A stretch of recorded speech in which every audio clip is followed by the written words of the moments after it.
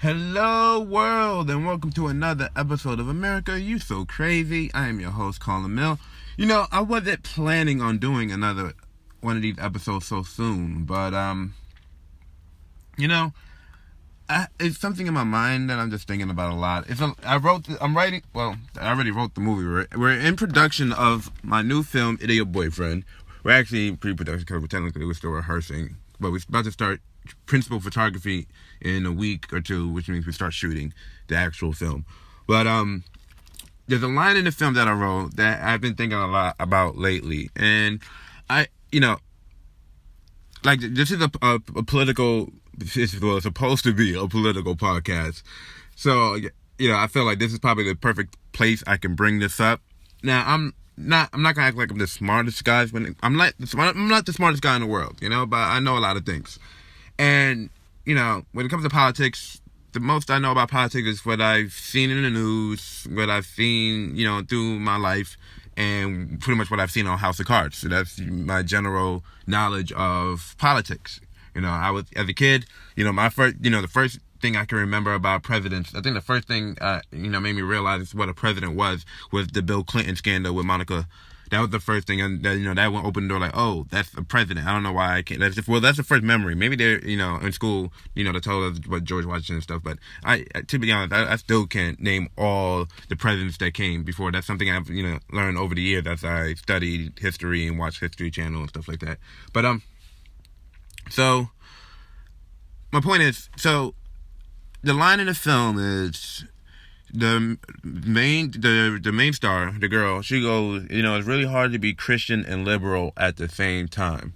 And, it's crazy about writing. Writing will expose yourself to yourself, and you'll be like, whoa, I didn't, it's crazy to feel that way. And that's the world we live in. I'm sure other people have felt that exact same feeling where it's like, you were raised to be Christian, you could have been raised in a religious background, but maybe this is a millennial thing, but, we're practically most of us are liberals, and the meaning of a liberal is someone whose beliefs change in time. Like you felt a way about one thing back then, and now you feel a little bit different. A prime example is look at Jimmy Kimmel, The Man Show. The Man Show is like very anti-feminist. Like it was not. It was masculinity galore. Like that was a show for dudes. And now you see Jimmy Kimmel now, the father, and you see him on the night show, the talk show. He's not that same guy anymore. That's the change with liberals. You felt one thing before, and now you feel another. And it's hard because America is a Christian country, and as me, I was born and raised here in New York, and I've been in several different religions, if you want to say that. I was a Catholic. I was raised as a Catholic for years. I think I was a Catholic for maybe 10 years. So from the day I was born, from baptism to I was at least 11, I was a Catholic.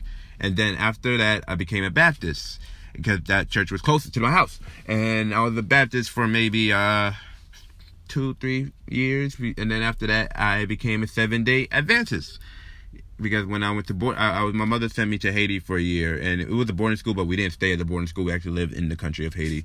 But the school we went to was a 7-day Adventist school. It was an English school, so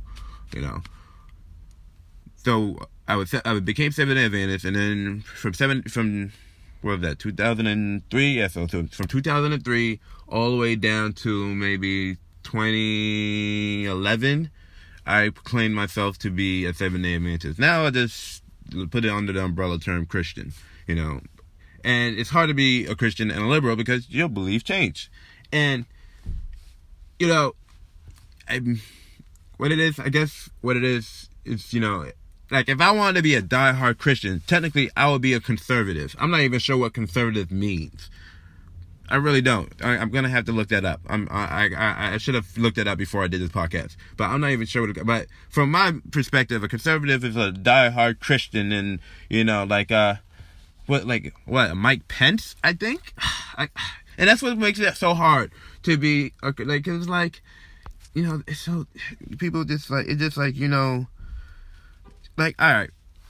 you study history, you can see that the Bible has been changed plenty of times. There's been like 180 books that's not in the Bible anymore. Now we just get a few.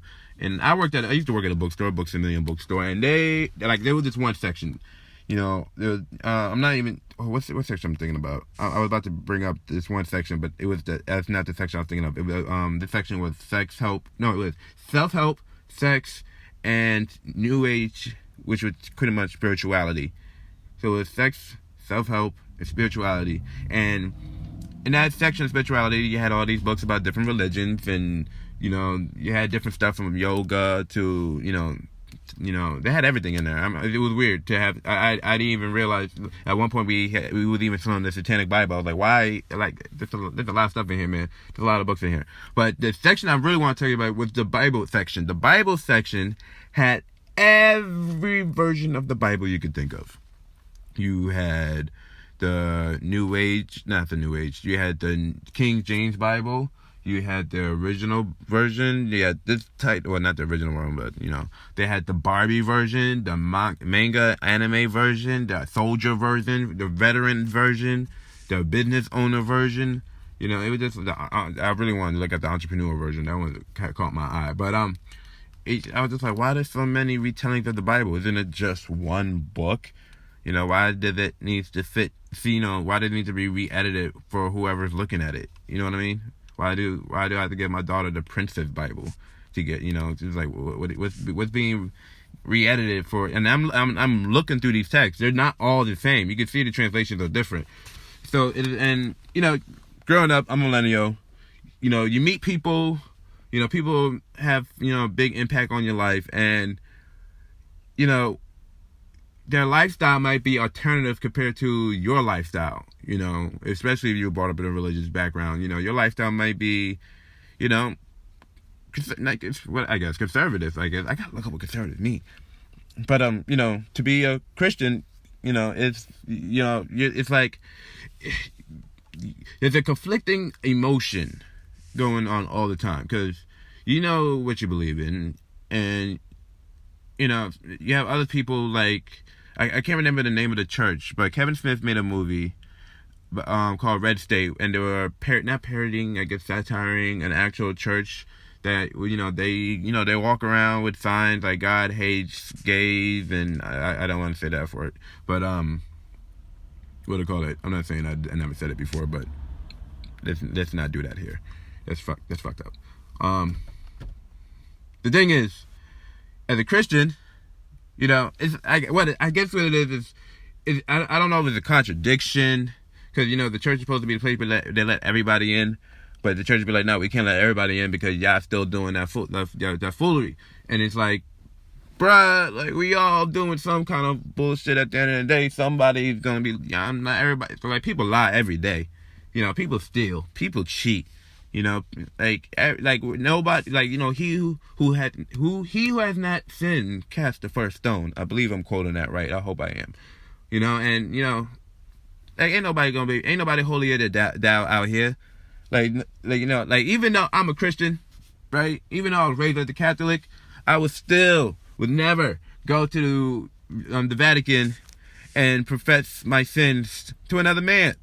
I'm like, bruh, you another dude. You believe like me. God can hear my thoughts. I'm going to tell him. But everybody's belief is different. So I'm not going to sit here and judge somebody else because they sin differently than me.